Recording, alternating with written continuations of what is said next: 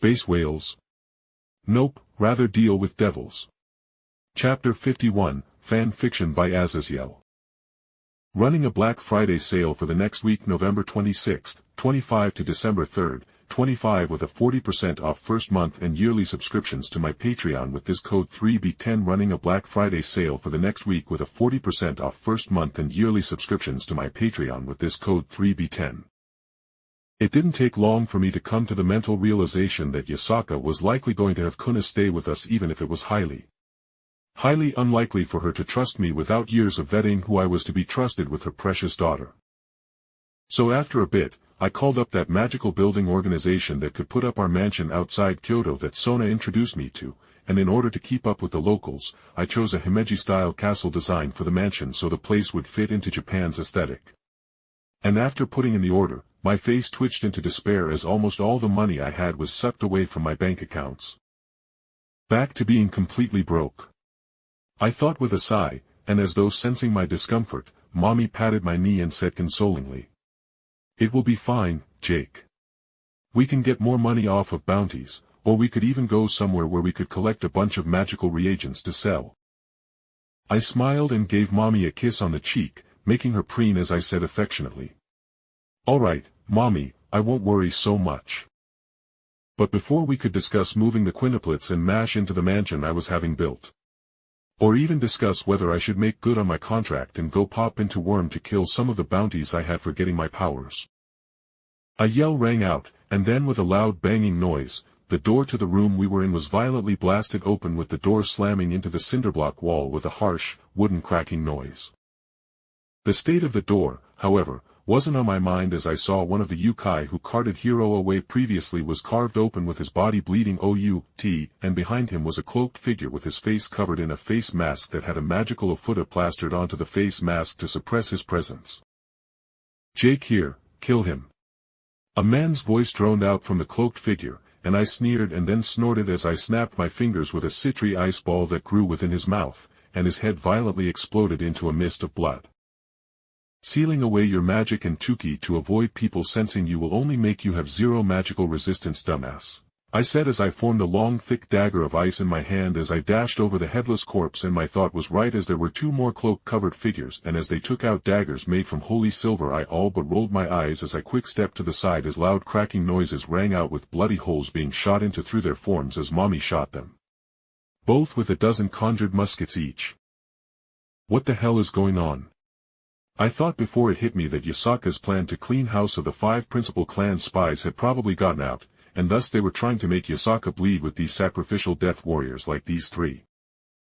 I walked over the corpses as I knew they wouldn't give me any details, nor did their lesser holy daggers interest me in any way, as I knew that were just temporarily blessed through a ritual or two and not a true enchanted holy weapon. Mommy followed me quickly with her heeled footsteps ringing out as we walked through the VIP section of the governmental building, and my lips twitched as I heard a loud explosion ring out, followed by a roar. As we exited out of the main building, I saw in the far distance Yasaka in her large 9-tailed fox form, tearing into a massive turtle that was covered in glowing runes that blocked her claws, fangs, tails, and fox fire. "Welp, that is a perfect sign for us to get the hell out of Dodge," I muttered, seeing the ultimate class 9-tailed fox trying to kill her treasonous subordinate, or at least that's what I thought was happening. But before we could decide if it was just time to bounce, my magical senses pinged a similar outburst of fox fire that matched Yasaka's flavor of wrathful fox fire, and I mentally cursed and said hurriedly, "Come on, Mommy," I said, flying up and towards the other source of power I sensed with the blonde beauty following behind me. Flying through the now deactivated wards at our highest speed, my mental thought was proven unfortunately right, as lying dead on the ground were a couple of Tengu guards, and leaning against a broken-down tree was a strawberry blonde, smaller fox girl that I recognized as Kunou, even as the front of her priestess outfit was dyed red with blood from a shoulder wound.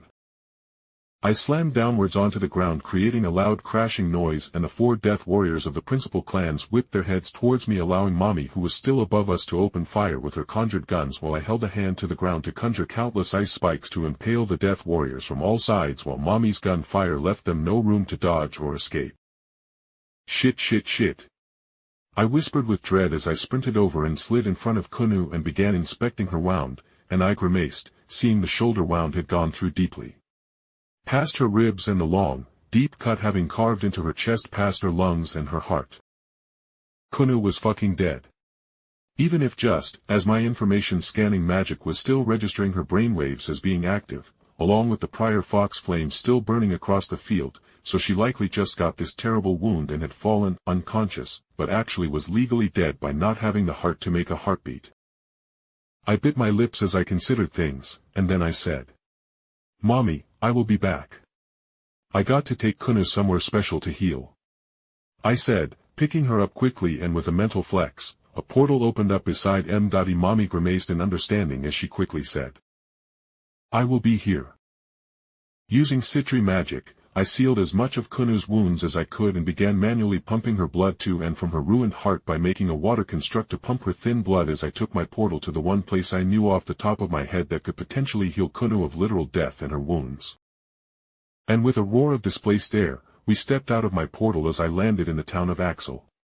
In the world of Konosuba, my feet instantly left the ground as I flew into the air with the kitsune in my arms, bleeding onto my clothes as I shot into the air to find a divine signature. As I knew, the useless goddess Aqua could heal damn near anything.